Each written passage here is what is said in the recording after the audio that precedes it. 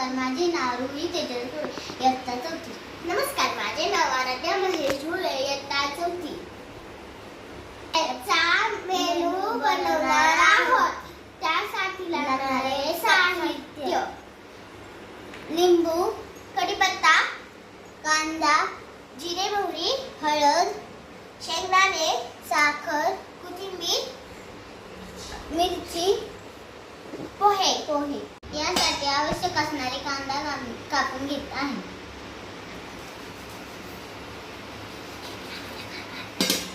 कढीपत्ता आणि कोथिंबीर आपण काढून घेतो, नीट करून घेत आहोत. लिंबू व मिरची कापून घेत आहोत. यासाठी आवश्यक असणारे पोहे आपण चाळून घेत आहोत.